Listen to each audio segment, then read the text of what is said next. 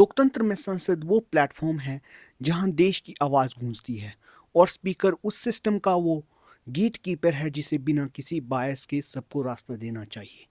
लेकिन हालिया घटनाओं में एक बड़ा सवाल खड़ा कर दिया है।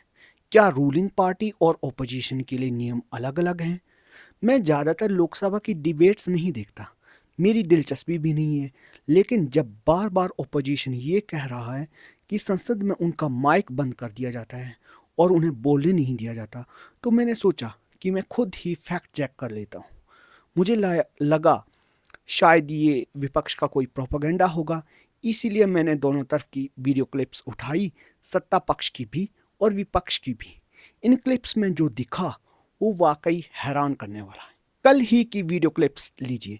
Leader of opposition Rahul Gandhi देश की सिक्योरिटी को लेकर former chief of army staff Manoj Mukund Naravane की किताब या आर्टिकल का जिक्र कर रहे थे, उन्हें तुरंत टोक दिया गया। स्पीकर ने रूल बुक का हवाला देते हुए कहा कि आप किसी ऐसी बुक या आर्टिकल को नहीं पढ़ सकते। ये देखिए ये वीडियो। और मैं सिर्फ इसमें से 5 लाइन पढ़ना चाहता हूं जिसमें नरवणे जी ने राजनाथ सिंह के बारे में और मोदी जी के बारे में बोला। जो पुस्तक प्रकाशित हुई ही नहीं है, प्रकाशित ही नहीं हुई। हाँ, ऐसे प्रकाशित कोई भी किताब प्रकाशित, कोई भी मेल पर, कोई भी चीज पर चर्चा कैसे हो सकती है यहाँ सदन में? माननीय सदस्य, आप राष्ट्रपति अभिभाषण को बोले। Were within a few hundred meters of our positions on the Kailash range.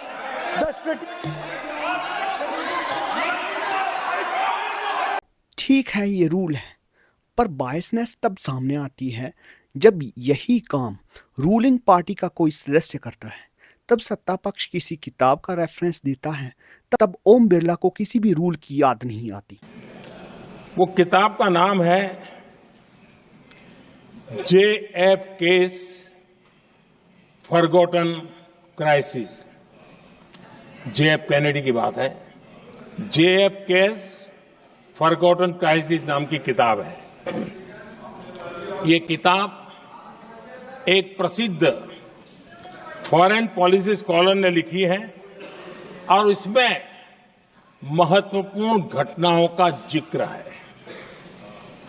इस किताब में भारत के पहले प्रधानमंत्री, मुझे लगता है कि इसका जवाब देना मुश्किल होगा। मैंने कई बार ऑब्जर्व किया है कि ओम बिरला जी सत्ता पक्ष की तरफ देखते हैं तो उनके चेहरे पर एक स्माइल होती है, एक लहजा और बहुत ही सॉफ्ट होता है। लेकिन जैसे ही वे ओपोजिशन की तरफ मुड़ते हैं तो उनकी बॉडी लैंग्वेज एकदम बदल जाती है। Thank you speaker sir. Sir supplementary for 20। एक मिनट मिस्टर रशीद, आप अगर बीच में उठोगे तो मुझे आपको वापस कार्रवाई करनी पड़ेगी। इस सदन की मर्यादा को बैठ जाइए, बैठिए। चलो माननीय सर। एक स्पीकर को तो न्यूट्रल अंपायर की तरह होना चाहिए। क्या आपको यहाँ पे पार्शियलिटी नजर नहीं आती? एक और एग्जाम्पल को ले लेते हैं। जब अमित शाह अपनी स्पीच के बीच में कड़े या विवादित शब्द बोलते हैं तो स्पीकर कुछ नहीं कहते। तो निर्णय कर दिया, मगर मैं भी साहब थोड़ा ज्यादा सोचता हूँ। तो मैंने सोचा साला ये चुनाव आयोग कहता है कुछ नहीं हो रहा है, कुछ नहीं हो रहा है। तो मैंने सोचा साला ये चुनाव आयोग कहता है कुछ नहीं हो रहा है, कुछ नहीं हो रहा है, तो ये लोग आरोप क्यों लगाए?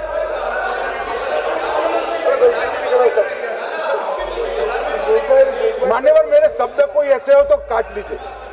काट दिया। दूसरी तरफ जब ओपोजिशन की तरफ से कुछ ऐसे शब्द आते हैं जो उतने भी ऑफेंसिव नहीं होते, तब चेयरपर्सन तुरंत ही रिएक्ट करने लगते हैं। What did you say just now? What did you say just now? What is this yaar? What is this yaar? This is parliament. This is Lok Sabha. You can't address the chair.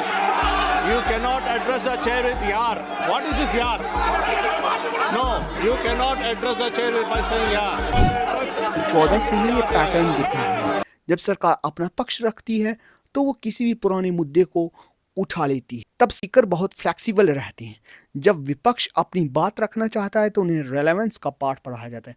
उनसे कहा जाता है कि सिर्फ president address पर ही बात करें, इधर उधर की बात ना करें। इसीलिए राहुल गांधी ने कल सीधे ही कह दिया कि आप मुझे अपनी स्पीच दे दीजिए, मैं उसे ही पढ़ लेता। आप एक काम करिए, आप मुझे बता दीजिए क्या कहना है मुझे। सबसे अजीब बात तो ये लगी, कल स्पीकर राहुल गांधी से कह रहे थे कि हमने आपको बोलने की परमिशन दे रहे हैं।